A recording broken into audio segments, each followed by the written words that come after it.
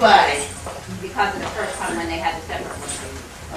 Yeah, I mean, I had about 9 people that had to drop off, and I was the last one. No. Damn, so we're going to start right into it. So I see you got Sister Marilyn on the tape, so that's good. She's the sister responsible for doing this. She'll be here tonight. Other people will come in tomorrow. And where's my bag?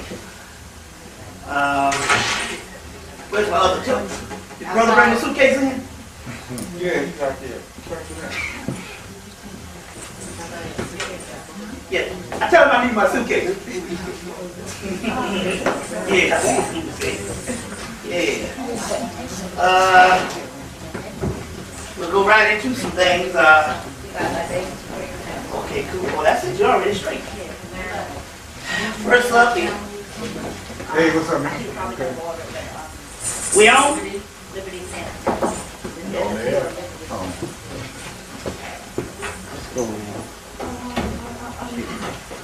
We on? Did you get my bag? I got your bag, baby. Oh, you straight. Oh, I need your bag. Oh. Yeah, that's what I let you with. Yeah. Yeah, that's why I'm trying to give you room on it. Yeah. Well. Share you on the side of the back. Yeah, okay. I'm sorry for that. I've been in a couple. That's the last like 3 hours, 2 hours, 3 hours. 4 hours. Yeah, I tried to And tell you this, about the plane and everything. this guy here, you know, from Colombia. That's a conspiracy within itself. I'm a guy who can barely speak English.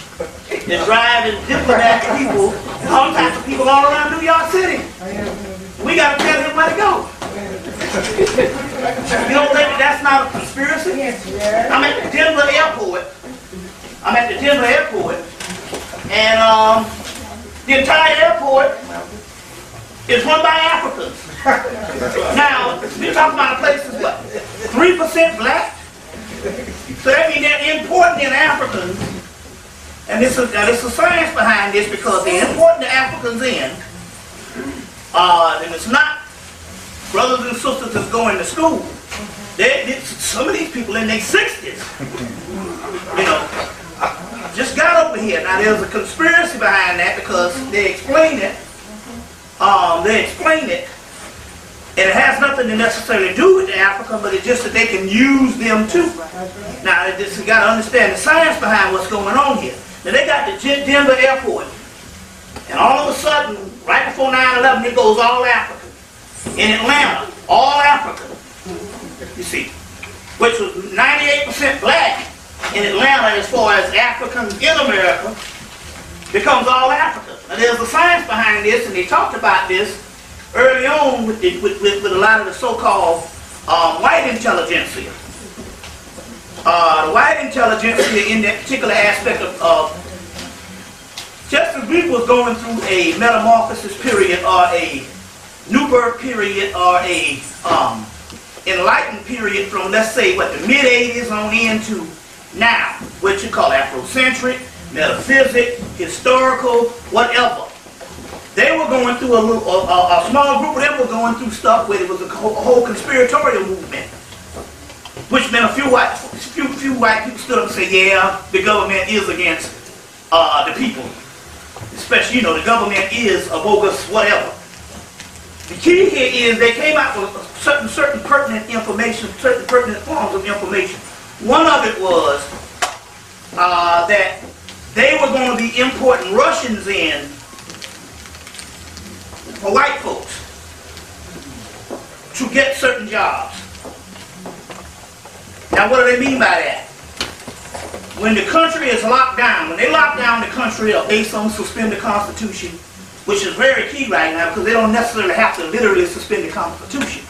They did it real clever. We're going to go into some of that. But when they lock down some of the information, or they lock down the actual country, they know that if they got regular white boys up there treating their parents with a heavy hand, they might be reluctant to do so. So what you do is you go and you get somebody completely from another country. And you see what I'm saying? They won't have any type of knowledge, any type of history. You see what I'm saying? With these particular people. So therefore, it's that same Gestapo type tactics. It's the same thing that's happening, what they're doing to the African brothers and sisters on the security. Now they got them having security all over the country. And so basically, where you might be reluctant to treat your people with a heavy hand, they won't, because of the simple fact that they don't share a history with you. Now it has nothing to do with the Africans, but it's very clever the way the white boy is doing this when he picks certain people with security. You see, so they got the Russians, for the Europeans, they have the Africans for us, and this is the reality. Kofi Annan. Kofi Annan. You see, it's a reality, and it's not necessarily spreading the signal on our part, but we got to understand the craftiness of this man. When it comes to people stopping you, they're not going to be of the same history of you as far as at least your recent history. And so therefore, they don't have the, they won't be reserved in acting out this particular European's law. Whatever. So I got to go through my clothes and get what I'm going to get. But what I want to go into right now to start things off is a couple of things.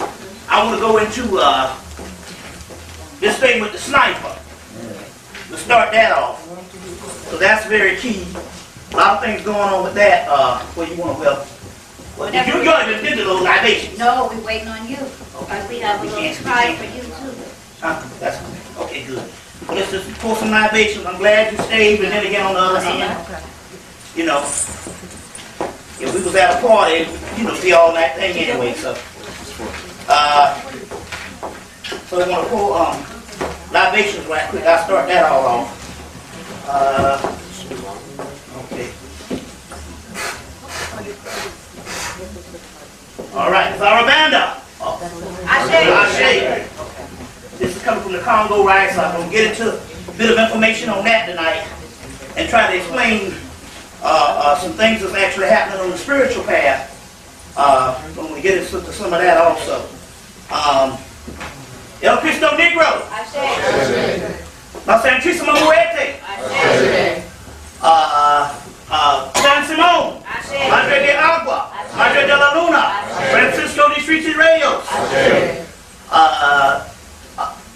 Let's see. Santísima Muerte. Mama Shola.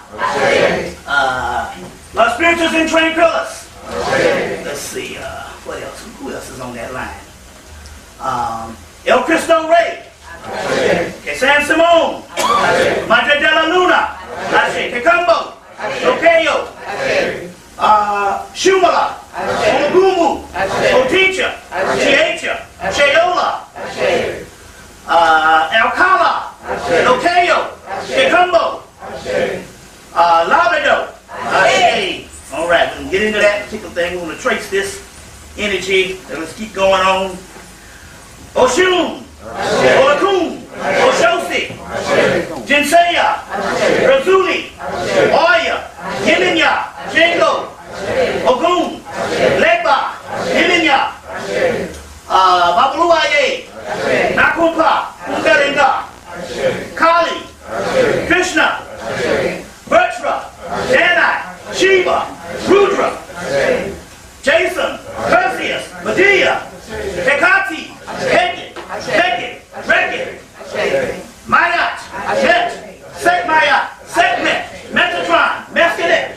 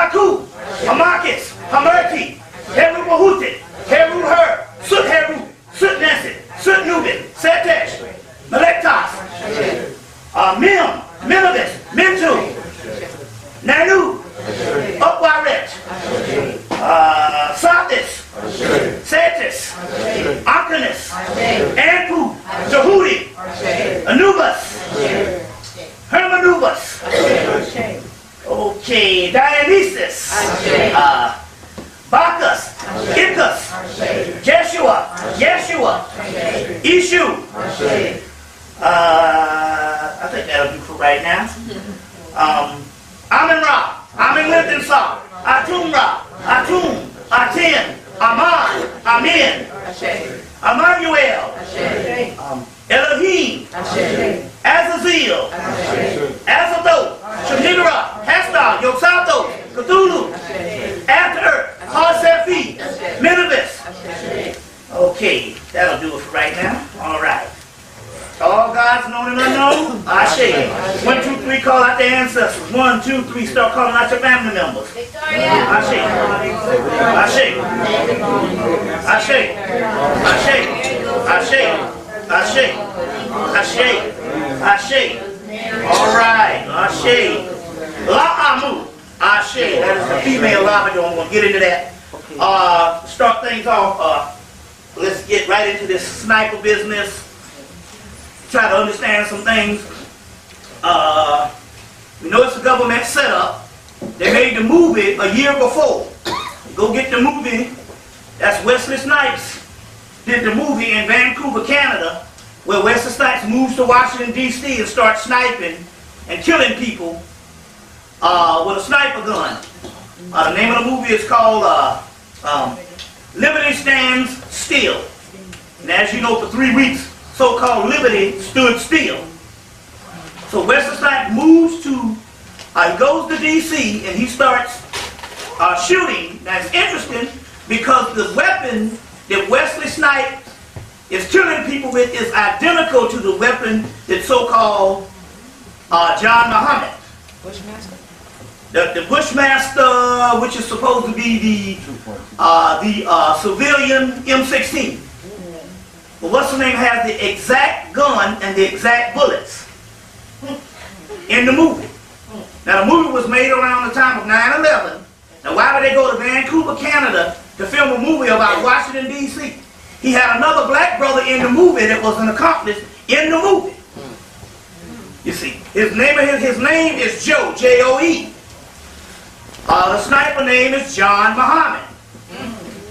Now, if you study Gerald Massey, Historical Jesus, Mystical Christ, Book of the Beginnings, Volume 2, Gerald Massey, as well as Albert Churchward, Signs and Symbols of Primordial Man, Evolution, Origins of Religion. If you study those books, you'll find out that John is the Hebrew Elijah. So you have, in Kemet, you would have one that comes before Christ would be either Anubis or Tahuti. Depends on what school you come from, what temple. You have Tahuti, Anubis, one that comes before Christ, the Howler. In early Hebrew, you have Enoch. In Islam, you have Iberus. In Greek, you would have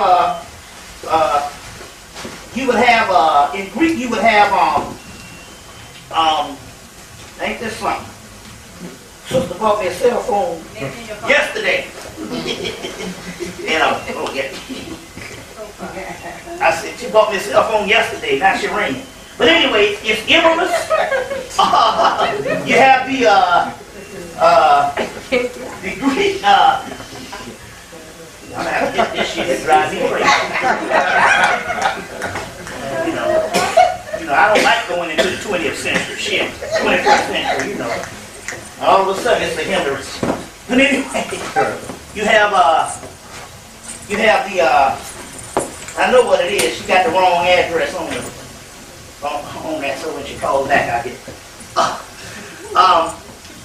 you have Iberus, you have Tahuti, you have Hermes in the Greek aspect, you have Marilyn in the Moorish, because we know now that the whole Marilyn, King Arthur, Marilyn and that whole Knights of the Round Table was stuff that was mythology that was brought up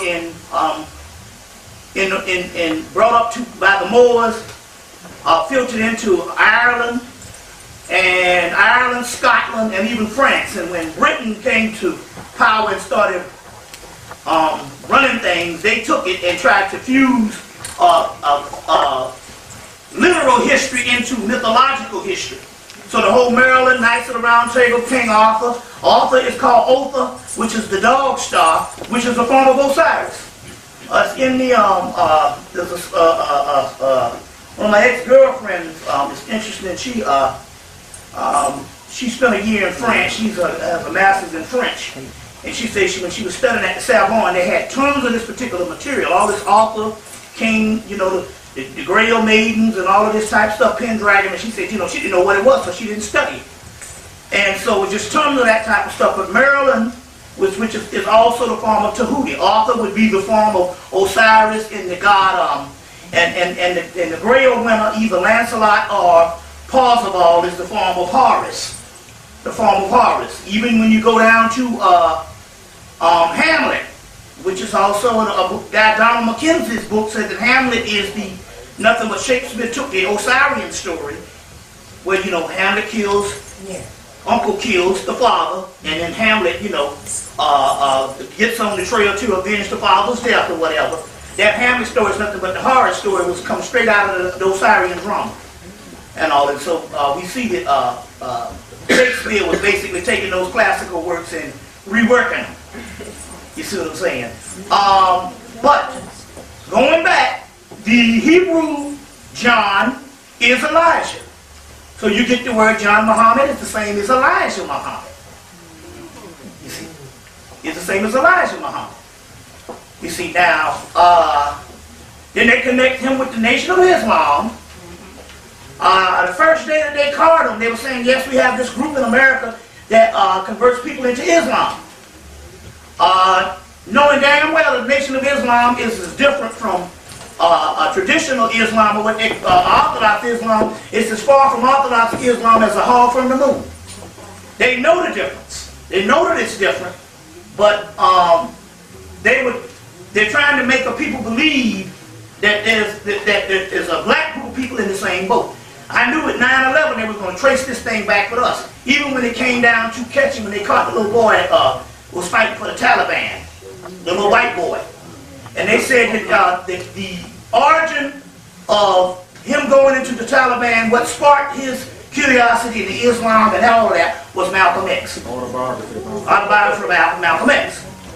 Now, and here goes again, that the woman, the mother, said that my son was studying Arabic, and then all of a sudden he just snapped and he ends up in the Taliban. She's saying something is wrong. So basically, we're dealing with some mind control here. But here it is again to trace this thing back to us. Now, there's some other information going on that you wouldn't even have a 9/11. If what the white boy planned with Amadou Diallo would have jumped off. What he planned was the same thing that they did in LA with the Rodney King thing. You know, show this beating for a year and purposely let them off, you see, to start the riot, which they aided in starting. But they wanted Amadou Diallo, they wanted to start a major race riot in New York. You see, shooting a man 41 times, that's all a bunch of science. But for some reason, black people have deteriorated into a drone-like state of sleep until ain't nothing you can do to them now. But I guess cut out the money or something. Call them checks. There's nothing you can do for these people now that's going to get them riled up. So any social, political thing, you know what I'm saying? You know, that's fucked up, man, but that's about all you're going to get out of them. So for some reason, there was a major race riot in New York, and what happened was they said we can get it any way we want. We could get it any way we want. But what happened was it ended up just being watched over. Black people just said, you know, and then They just needed an excuse to chill. The African mother came out and said, you know, don't have no violence. So they said, okay, then we're cool, you know, because, and it may be spiritual, I don't know. But I know black people just didn't do nothing. So therefore they went to phase 2. They went to phase 2. So they've been trying to push this thing in our backyard for the longest. Now it's interesting because they had the guy from,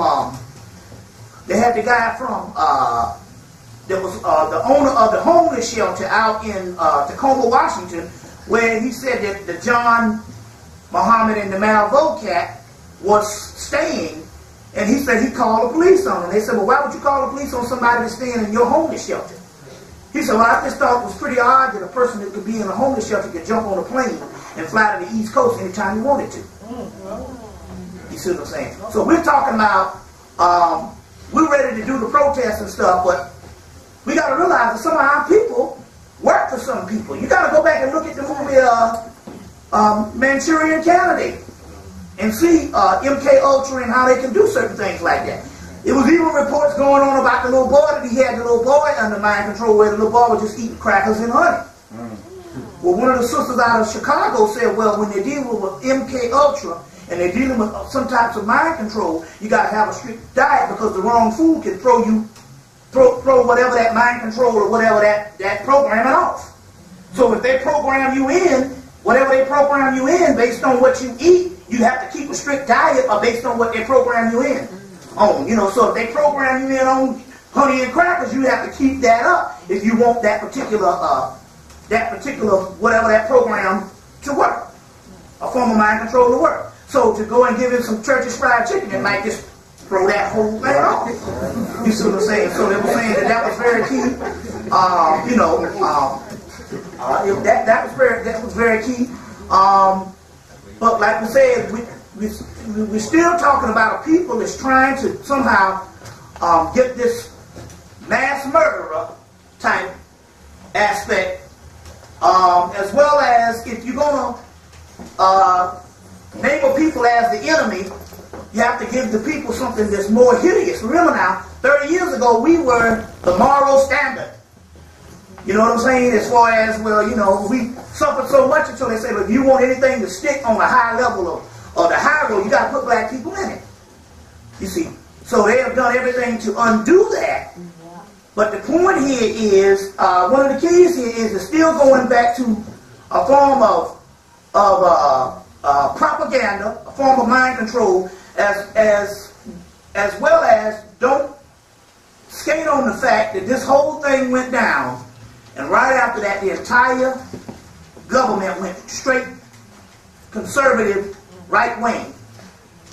Whereas even the so-called Democrats say if we're going to survive, they said because we're talking about shutting down. They was even talking about, well, you know, they said at one time the Republican Party was almost about to die. And they said, but if we're going to survive, we're going to have to go so far to the right. You see what I'm saying? Until we would basically appear as the same conservative culture, and based on what lobbying you want or whatever you want to get done on some political or economical level is why you would vote someone in. But it won't be because you want something so far to the right. You see, you want something so far to the left. In this particular thing, it's going to be all a form of a right-wing conservative party. Now, the key here is, so during the same time that John Malvo and the John Muhammad thing went down, they caught them. The next day, they killed this senator. Wellstone. You know, put him on the plane, wife on the plane, daughter on the plane, knowing because she could take his seat in Congress. And his plane falls right out of the sky like Mickey Leland.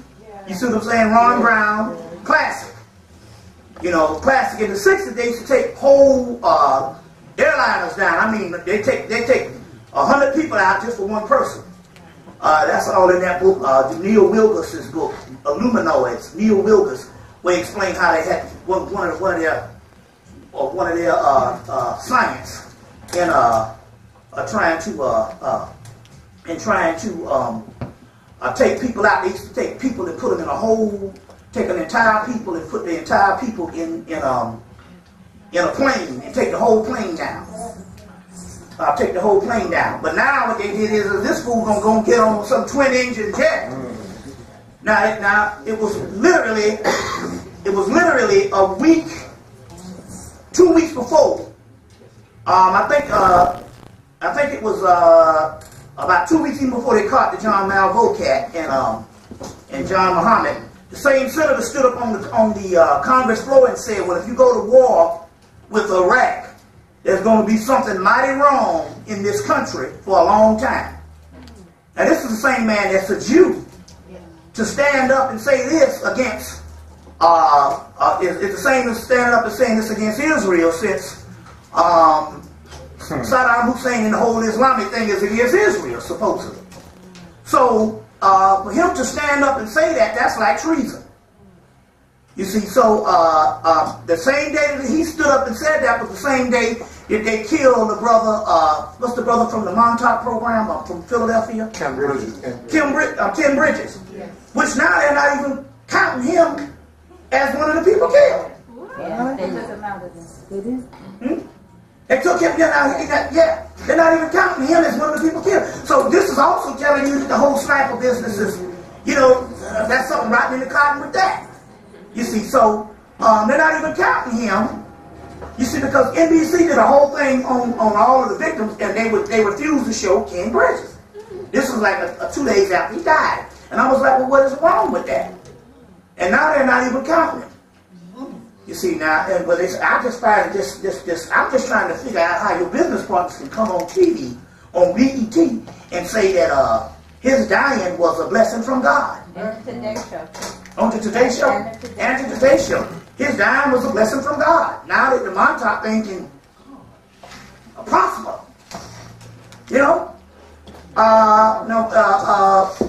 I spoke at the brother's house in 96. In 1996, I spoke at the brother's house.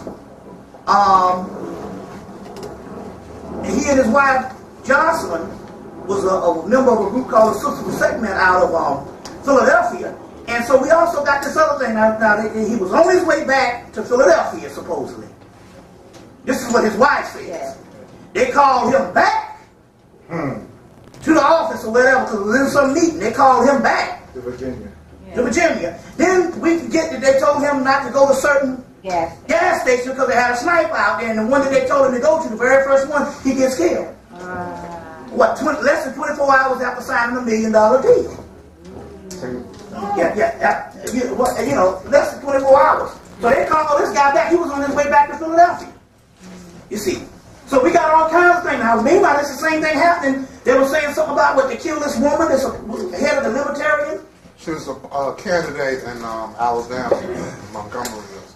Montgomery, Alabama. Libertarian Party candidate, same time. You see, and so they say that most of the Libertarian people, based on who they pick as their candidate, they usually swing that to the Republican side, I think, or something like that.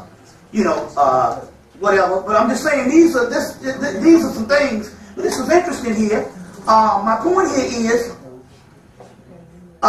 Wesley Snipes in the movie is named Joe. Now, everybody got a last name in the movie except this. Don't worry, I got it. It won't fall. Everybody in the movie got a last name except him. His name is Joe. J-O-E. John Elijah. Everything is everything. You see. Now, NBC News came on and said, because the day that they called him, they said that the Pentagon was saying that John Muhammad was an expert marksman. Marksman. NBC News came on that Dateline. They said we didn't never train him in no marksman program in the United States military. You see, in the United States military. You see. Now the new thing is that the young boy was his lover and all this type of stuff here. You see, they got so. And I'm still trying to figure out this Jamaican connection. It would be random if it weren't for the guy who sold the car was also Jamaican. The guy who sold him the blue car was also Jamaican. You see, so I'm very interested in finding out what that is all about. And I think a lot of the stuff is going to be played out in the next couple of months or whatever the deal is. But my point here is, based on all this terrorism, tell them to start with North Carolina. They got that white boy still down there that blew up the Olympics and blew up all the abortion clinics. What's his name on? Eric Rudolph. In North Carolina, being harbored by, protected and harbored by crackers down there in North Carolina. So Bush gonna say that anybody who harbors a fugitive or a terrorist will be dealt with. Tell them to start with North Carolina. Nobody's saying anything about that. You see, now one of the keys here is this. All these so-called Illuminati groups, or these groups that was talking about all this suspending the Constitution and all of this type of stuff, and they were basically talking about a new government taking over.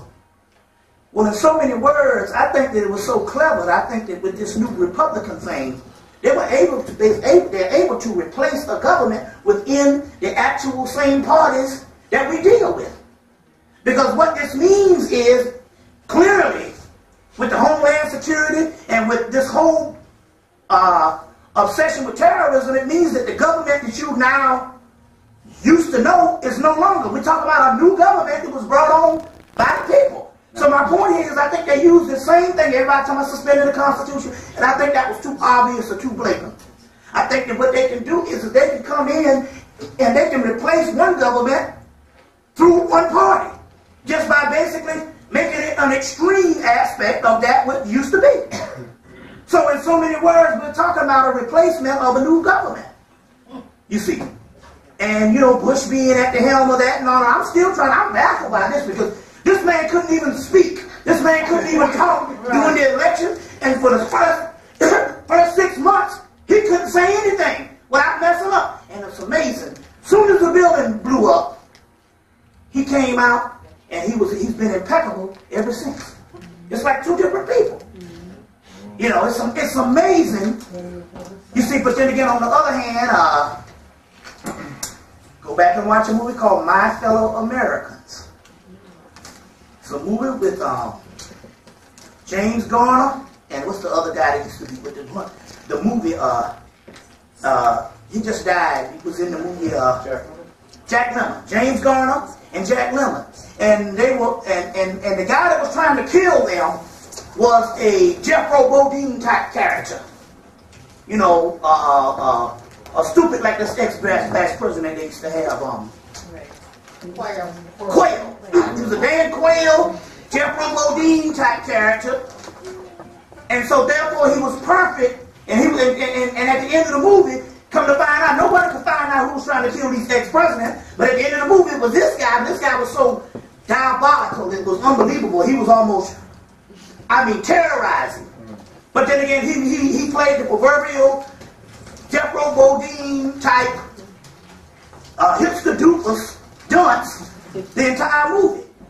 Well, here's the same thing we have with this particular man, this Bush guy, as well as Bill Clinton, where they're saying is one of the worst presidents for black people in the history. They said that he cut out so many programs under Bill Clinton, until even with Bush, with his racist behind God in it, was like, there was some stuff, I can't remember what my brother knows, some stuff came across his desk, and he was like, damn. It was some stuff that was so putting black people back 30, 40, 50 years until he said, I got to veto this. And we're talking about Texas, man. Yeah. Say, I got to veto this. So they said that the effects of Bill Clinton was amazing, and yet we loved him to death. You see, you straight? Yeah, I'm good. We loved him to death. So my point here is, here's the same thing with the Bush cat. You know, all of a sudden this guy here is going from being a fool, which even your boy Dick Gregory said in Freedom of Information Act that he spent, what, 3 years or 2 years in a crack house with a black woman? You know, he's built the same one, the president, Freedom of Information Act, that he spent 2 years in a crack house with a black woman, a black girlfriend. The same George Bush. You know, he goes on to say that, what's his name is,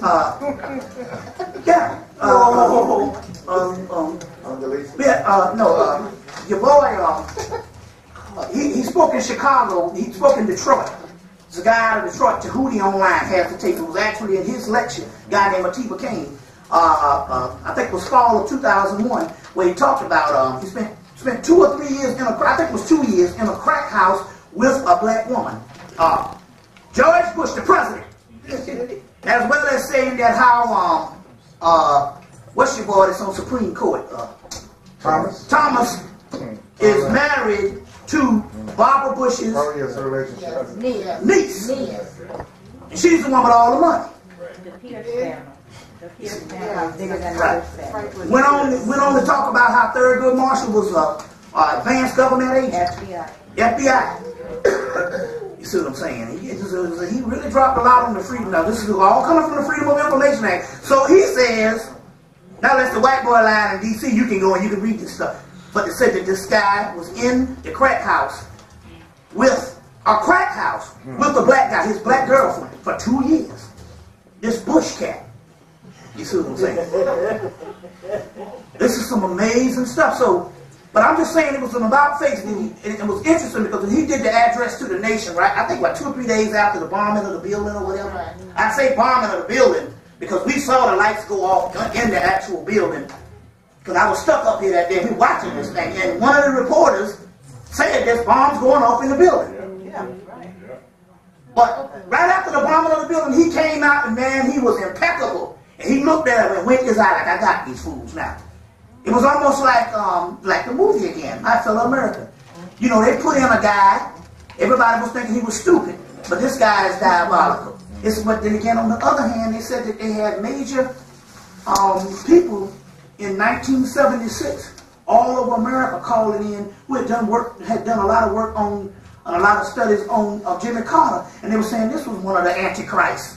As far as his mindset of a devious character, remember that this guy, what, got a PhD in what? Physics or chemistry? Nuclear physics. Now come on, you don't get to be a grinning peanut farmer. Or with a PhD in nuclear physics. So what we're talking about here is, we're talking about people that can appear to be one way. You see what I'm saying? Like I said, we talking about one of the deadliest presidents on the planet was Bill Clinton. Everybody died. You see what I'm saying? And to this day, they love him to death. Even move up into Harlem and they didn't burn his ass out. But here it is again, you know, you got the same thing with this Bush cat, but but the point here is, it's amazing for the simple fact you got to go. They did the HBO special. Now I said, wait a minute, hold on. I'm always analyzing this. So they did the HBO special on 9/11. And I said, wait a minute, that's the one you need to watch. It's HBO. Now they got real sex. They got all kind of shit on. You know, HBO come on with all kind of stuff. You know what I'm saying? You might see somebody making love to a horse on there. I said, so whenever they come, I said, HBO gonna come with it. I said, that's too much. I said, they got, you know, during the day of 9/11, they have 12 shows on. I said, I'm gonna watch the HBO show. Sure enough, the Spirit already told me. The Spirit said, now watch. If you see a picture, this was an hour before it came on. The Spirit came and said, if you see a clear picture of the building with the planes hitting the building, I mean a clear cinematography picture, then you will know that it was staged. Because how would anybody know to get up at 8 o'clock, 11 or whatever to get down there to film this thing? But see, you remember the first couple of months, they kept showing those little fuzzy pictures. Shaking and stuff, you know, some guy by guy like camcorder. I said, no, watch HBO. I got it on something, put it in the video. I got it on the video. A beautiful cinematography piece of the plane hitting the building. I said, man, shoot, they could have put this thing, they could have sent this to Steven Spielberg. The first plane hitting the building? Yeah, I mean, no, it's the same plane, but I mean, the first one. The first plane, they showed a beautiful, I mean, it was unbelievable. And I said, damn, where was this picture a year ago? But they know people's minds. They know that psychologically, they can show you stuff over and over. You don't register. You're so used to seeing the plane hitting the building that you didn't register that they got a clear picture. Yeah. And that's what the guy Ralph Shulman was saying, that FEMA moved in the night before. Right. The night before. Now they come to find out that some guy wrote a book in Oklahoma of a guy blowing up a building, in Oklahoma, and the name of the guy that was blowing up the building was, what's the guy that blew up the building in Oklahoma? McVeigh. This guy name was Thomas McVeigh. And it's a whole book that came out 3 years before of a guy blowing up a federal building. That was by the governor of Oklahoma. It was by the governor of Rome, wasn't it? And the governor, and then the governor's brother was connected with the Kennedy assassination, the whole Kelly family. This thing goes on and on. The whole family's being together doing the So I said, look at that. I said, look at this clear picture. That means that they must have was there. They was waiting on it. Yeah. It was a setup. This is interesting. So some say turn to the History Channel. I turned there because they said they talked to the guy who built the building. Now they kept talking to the Japanese guy. The Japanese guy said, I built the buildings to take the hit of a 747. Right. And it will survive the hit of a 747, which is a bigger plane than the planes it hit. Yet we see this implosion thing coming down. Come on now, if you're talking about a real disaster, first of all, the building wouldn't fall. Because he said I designed it so it would fall. You see what I'm saying? So my point is, we're talking about implosion. And I Dick Gregory came down to this thing in Atlanta and said that the closest firehouse never was called. The one that was right up the street, they never was called. And nobody died because they never went out. And it was the first, it was literally right up the street. That firehouse, it was never called. You see. Then we get the reports, and I don't know if I talked about it the last time I was here, but we got the reports from Dr. Delbert Blair out of Chicago that said that when the building was hit, a group of black firefighters from Chicago, about 40 or 50, got in trucks and got in cars and was in New York overnight. And they went down, so by them being firefighters, for some reason, they got access, and they said these are the guys were. They didn't know who to talk about. They were stupefied. They saw something, and they didn't know who. They couldn't go and talk to their regular ignorant black people. So if somebody said, "Well, let's go to Dr. Delbert Blair," you hearing all that crazy shit, So they went to him. It's like they go over running. You know what I'm saying? So they went to Delbert Blair. They said, "We need to talk to you." He said, "What?" He said, "We went down." He said, "A group of us got in the car, and we went down, so we got access to go down in the bottom of the building, down in so we're trying to help him." He said, and these are their words. He said, "We saw bodies wrapped up in white sheets." He said, "Bodies as far as the eye could see." He said, and they were still moving. They were still living. He said, and somebody around him said, "Y'all get the hell from down here." And said, they got the hell on up. But they said it was bodies as far as the eye could see, wrapped up. You see. But then again, what explains that is when Reverend Phil Valentine was saying it was something with the Queen of England, and they owed a lot of money, and she said, "Well, I want the money either in blood or in bodies." So it's got some type of diabolical scheme, this Masonic thing or whatever. But they said it was live bodies, and these was from the firefighters. They weren't conscious brothers and sisters, so they wouldn't have no reason to trump up nothing, or whatever, because they're into some cult or something. Like this, your family member say that cult. My aunt said, "That thing you into." Like, what? Learn about history? That thing you into. That stuff. But so these brothers had no reason to say this, but they had bodies wrapped up. You know what I'm saying? They had bodies wrapped up. Now, when I got caught here and had to sneak out, because the Spirit told me, "Don't, man, whatever you do, don't go to that airport." Because see, when they do a strike, don't have nothing to do with me. They say when they lay out a plan, they go, "Okay, when we do this, find out how many subversive figures are in town." Right. And we just, we could. This is a lot of time to snatch some of them. You see what I'm saying? So when I was, so they said, "Don't go. Whatever you do, don't go to the airport." So we got smuggled out about 2 or 3 days later. But it was interesting because the sister that I was with in Long Island, her sister was a nurse, and she said, "Oh man, when I got there that night," she said, "Well, I'm going to be on call the next couple of days, And so she came back the next day, and she was like, I said, "Damn, you back early." She said, "Ain't nobody living." She said, "Ain't nobody living, ain't nobody coming in the hospitals." She said, "We was there on call wait." She said, "Ain't nobody living. But how in the hell they going to give up blood for eternity?" You know what I'm saying? And they're going to give up blood over and over and over again. So we're talking about They just passed the one bill,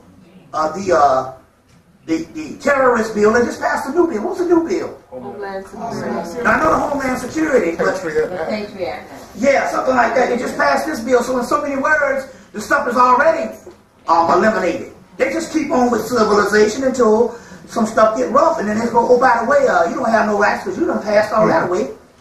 You know, a long time ago. So the point I'm trying to make here is apparently we are already locked into this particular thing.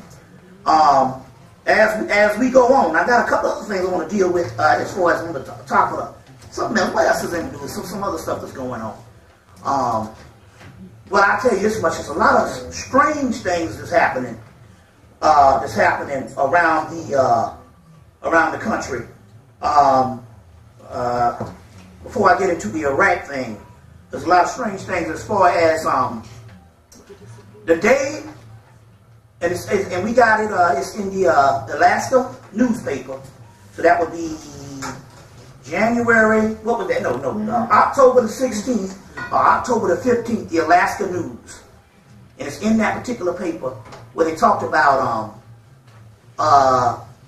they saw this bird in Alaska with a wingspan as big as an airplane. And wingspan as big as an airplane. It's real cheap. Lot of strange things that's going on now. Pay close attention, because you got a lot of cruise ships that's going out, and a lot of the people are getting sick on these cruise ships. And they just had one just got sick just this morning. They had a whole crew, 600 people, drifted back into America, damn near dead just this morning. You see, and it was a Disney cruise ship, but they were saying Carnival. They had tons of them, and they're getting sick out there on the ocean.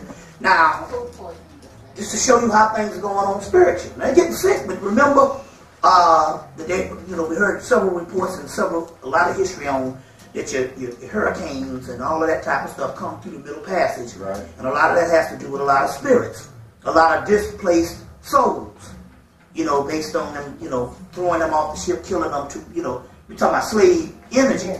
This is interesting because I got a friend down in Louisiana. I go to speak for him in Houston, but during this this year he drives a rig, and what he does is go and sit in a field and let them load up this sugar cane, and they make a whole bunch of money, just chilling. So he said basically he just let them load it up, and he just take it where they want them to go. And so his time is spent in the rig just reading and studying, and he got a VCR up and then watching videos.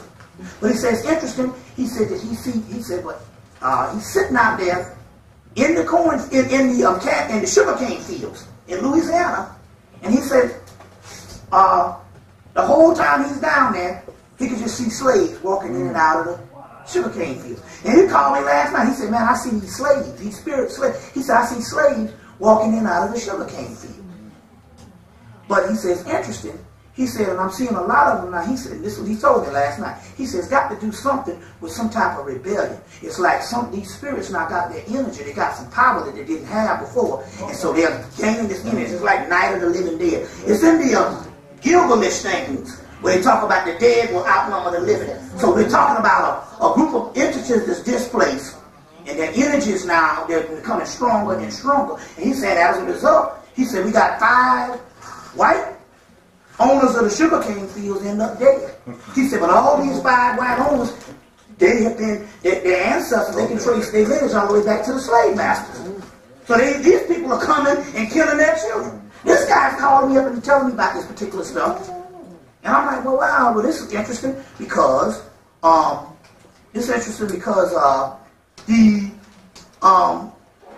those cruise ships out there, they're all getting sick. And it's got something to do with the Middle Passage. It's got something to do with that whole area that they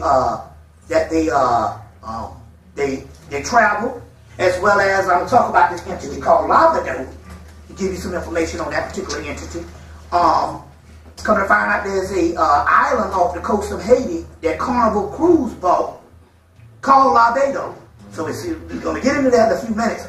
But there's a lot of mysterious things that's happening. One of the sisters that studied African voodoo down in Benin, She just wrote a book, The Mark of Voodoo. Sharon called her. She did a lecture down in Atlanta. She got a book called The Mark of Voodoo.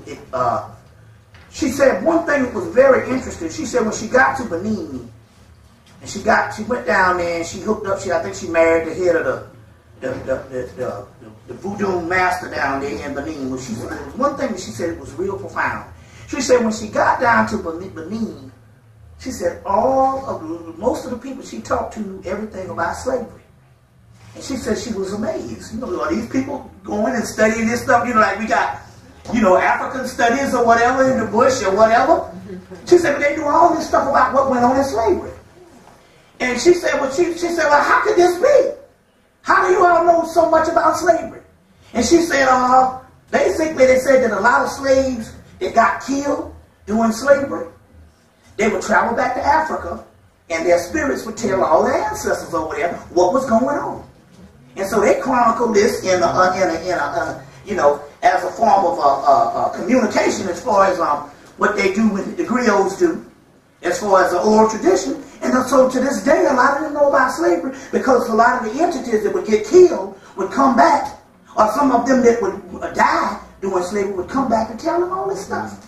Now I thought that was really, really profound. You see what I'm saying? That nothing is never truly lost. So they would go back home and they would tell them about what was going on in America. And so they got all this history, or oral history about slavery that most of the world, we don't even have. And she said that was one thing that she did when she said people would tell about slavery all the time. And I thought that was amazing. So dealing with the whole spirit world, there's a lot of things happening and stuff, because, and I'm going to get into some of this particular stuff. But it goes right back to the Iraq War. Very key, because you got to know there's always two sides to something. And if you don't believe it, they believe it. Some people say, man, you know, you getting all that spiritual stuff, man. That white man, he ain't, that white man is no. That white man is this, look.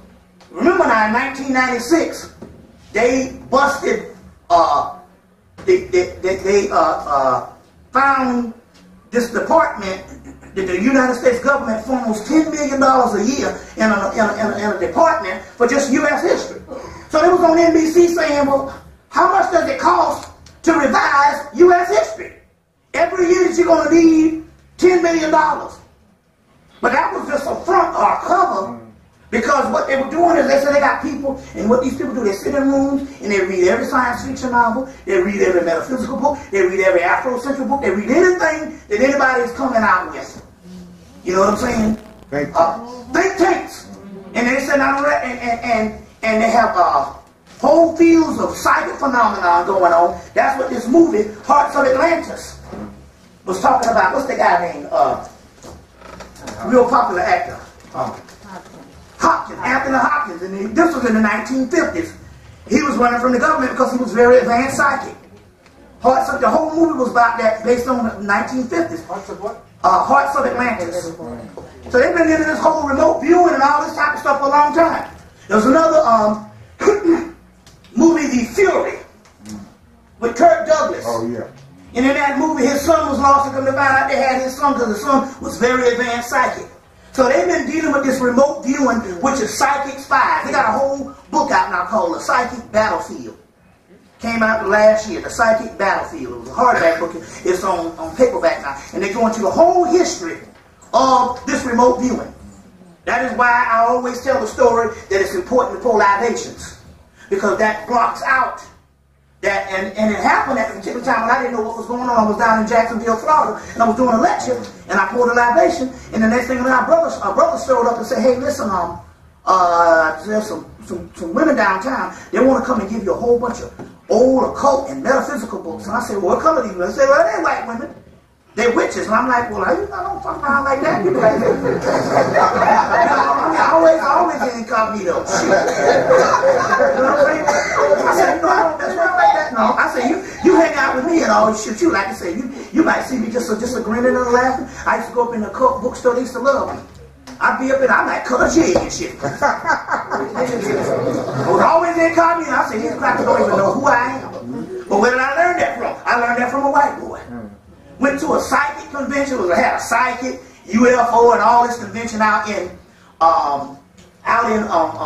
Marietta, Georgia. A white boy stepped up to me. He said, hey. I said, oh, shit.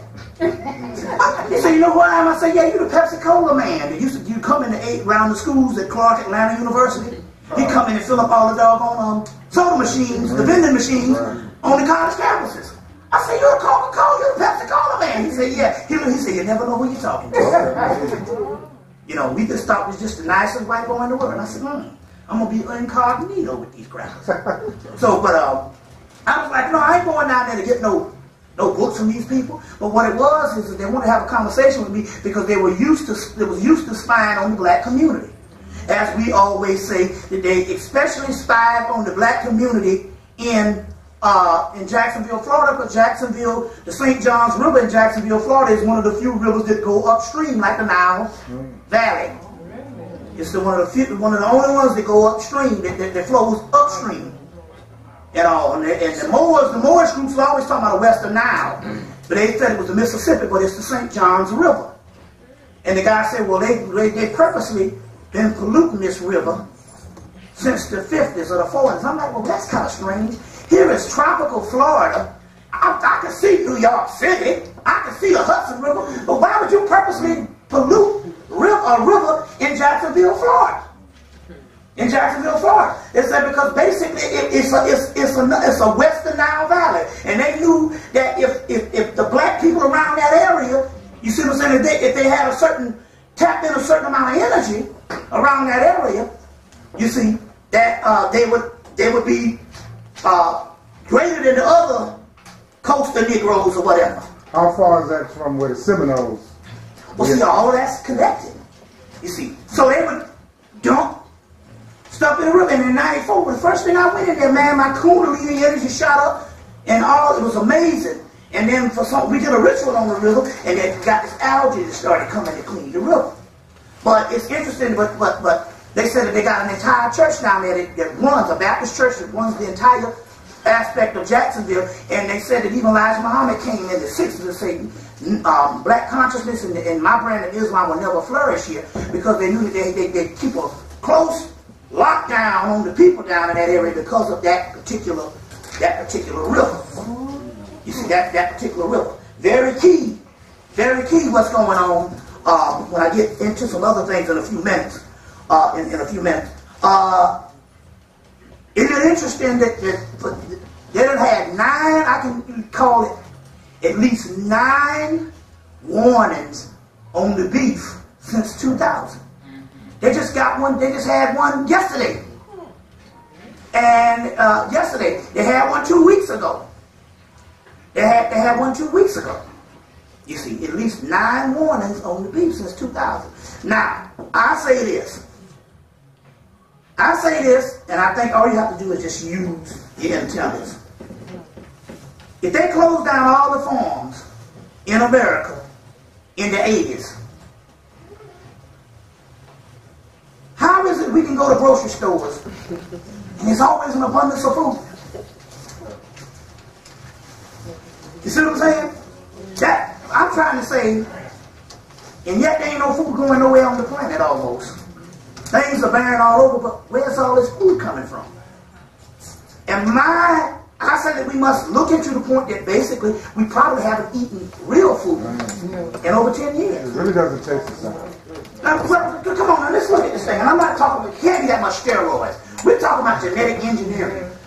We're talking about, look, I used to work in a place, I used to make buffalo wings when I used to work in the AU Center in my man's kitchen when I was in school. Now, a buffalo wing consists of, it's a regular wing that you break off the drumhead part and you got that other little piece and you throw that little sharp piece away. Right? So that means you gotta have, you're only gonna make 4 wings per chicken. Now think about this. Now hold on now. Where are you coming from? 1 chicken gonna give you 4 wings. Huh? No, I'm talking about 4 wings when you break them in half. There's gonna give you 2 wings. But when you break them in, you can count that the drumhead and that other little piece of the wing. But I'm still trying to figure this out now. Am I going crazy here? 1 chicken chicken gonna get you 4 wings. You can get a Tyson bag. They got Tyson got these big industrial bags now. It'll be something like 50 wings. Right, what are you talking about? That's 100 chickens. All of one wing that one woman got in her hand. She got one bag. She got equivalent of 100 chickens. Right.